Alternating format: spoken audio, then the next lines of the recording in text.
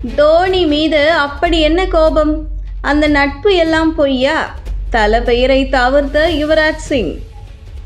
இந்திய கிரிக்கெட் அணியில் மிகவும் நெருங்கிய நண்பர்களாக யுவராஜ் சிங்கும் மகேந்திர சிங் தோனியும் இருந்தனர். ஆனால் கேப்டன் பதவி யாருக்கு என்று கேள்வி வந்ததும் யுவராஜ் தமக்குத்தான் பொறுப்பு வரப்போகிறது என்று ஆசையில் இருந்தார்.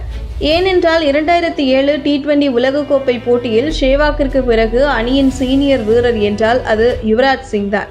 ஆனால் யாருமே எதிர்பாராத வகையில் தோனிக்கு அந்த பதவி கிடைத்தது. ஆனால் அப்போது யுவராஜ் தாம் வருத்தமடைந்ததாக வெளியே காட்டிக் கொண்டதில்லை.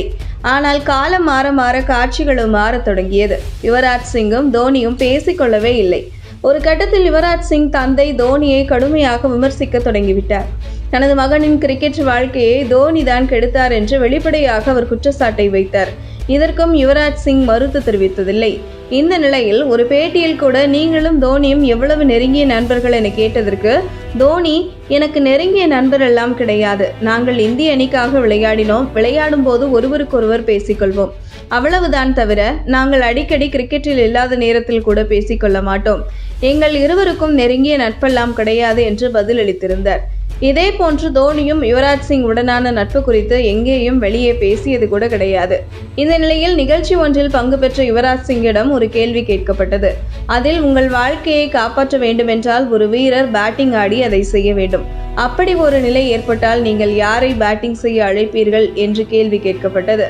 யுவராஜ் சிங் சச்சினின் தீவிர ரசிகர் ஆவர். ஆனால் யுவராஜ் சிங் சச்சின் பெயரையும் சொல்லவில்லை. இந்திய அணியை பலமுறை டெஸ்ட் கிரிக்கெட்டில் காப்பாற்றியவர் என்றால் அது ராகுல் டிராவிட் தான். ரசிகர்கள் அவரை பெருஞ்சுவர் என்று அழைப்பார்கள். ஆனால் யுவராஜ் சிங் டிராவிட்டின் பெயரையும் சொல்லவில்லை. சரி, ஒருநாள் கிரிக்கெட்டில் பல சாதனைகளை படைத்த விராட் கோலி பெயரையாவது சொல்வார் என்று பார்த்தால் அவர் பெயரையும் சொல்லவில்லை. சரி, தோனி யுவராஜ் நண்பராக அறியப்பட்டாரே, அவர் பெயரை கூறுவார் என ரசிகர்கள் எதிர்பார்த்தனர். ஆனால் அவர் அதையும் சொல்லவில்லை.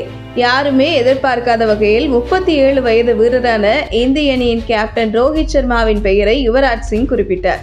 யுவராஜ் சிங்கும் ரோஹித் சர்மாவும் ஆரம்ப காலகட்டத்தில் நல்ல நட்புடன் இருந்திருக்கிறார்கள்.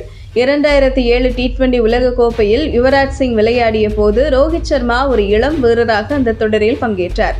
இந்த நிலையில் 2011ஆம் ஆண்டு உலகக்கோப்பை தொடரில் இடம்பெற்றிருந்தார். ஆனால் ரோஹித் சர்மா பெயர் அதில் இடம்பெறவில்லை. இதனால் ரோஹித் மனம் தளரக்கூடாது என்பதற்காக யுவராஜ் சிங் அவரை அழைத்து ஹோட்டலில் டின்னருக்கு சென்றிருக்கிறார். அப்போது உலகக்கோப்பையில் இடம்பெறவில்லை என்று நீ சோகமடைய வேண்டாம், நீ நிச்சயம் பெரிய வீரராக வருவாய், தொடர்ந்து உழைத்துக் கொண்டே இரு என்று கூறி அவருக்கு ஆறுதல் கூறினார். இதனை ரோஹித் சர்மா ஒரு பேட்டியில் கூறியிருந்தார். இதனால்தான் யுவராஜ் சிங் ரோஹித் சர்மாவின் பெயரை கூறியிருக்கலாம் என தெரிகிறது.